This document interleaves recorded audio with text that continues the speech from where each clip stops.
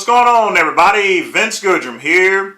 It is Monday afternoon, Martin Luther King Day. Hope you guys have been enjoying your afternoon so far.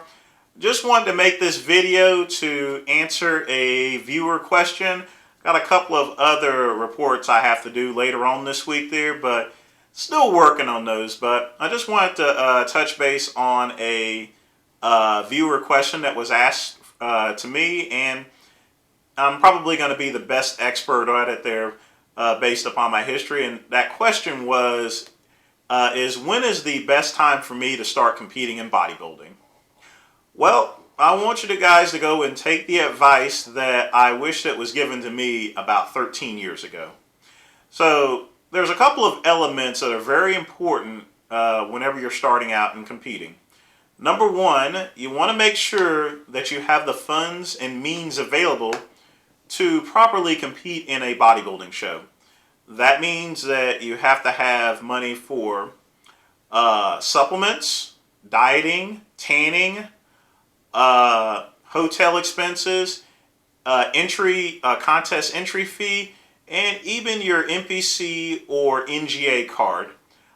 You want to make sure you have all of that in a row, and I would also highly recommend that all the supplements that you're going to need for that 8 to 12 week diet, that 8 to 12 week contest prep, or if yours is longer, 16 weeks, perfectly fine. You want to make sure that you have already purchased all of your nutritional supplements in advance for that event, so that way you're not having to run around town looking for a certain product that you need in order to complete your contest prep. So that's the first and foremost and most important thing. Make sure that you have the funds available, make sure you have money set aside, and make sure that you have, all the supplements that you need available for you, so that way you can comfortably complete your contest prep. Now, number two is the biggest thing, and I know some people are going to disagree with my opinion on that.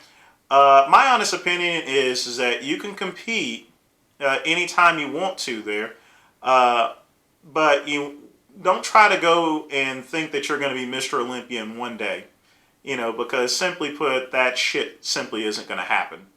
Bodybuilding shows have 3 different divisions: novice, junior, and open. So for anyone that's starting out and competing, always start with that novice or junior division, because that's what it's meant for. You want to compete in those 2 divisions, so that way you'll start to learn about what's required in order to, move up and improve into bodybuilding until you can move into that open division there. That way once you compete in those novice and those junior events, it gives you a better chance at being more successful in the open divisions, because like I said, you have to crawl before you walk there. It's no different than football. You have little league football or midget league football, you have high school football, and then you have college football, and then you go to the pros essentially. And bodybuilding is no different. Start with the novice, then go to junior, then go to open.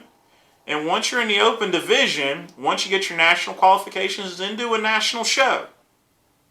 And then from there, you can move on to your pro card or whatever you're simply wanting to do in terms of bodybuilding. And the number 3 and the most important thing, and this is just specifically for anyone that's competing in drug-free events, I'm not really talking about the NPC, is you have to read the rules.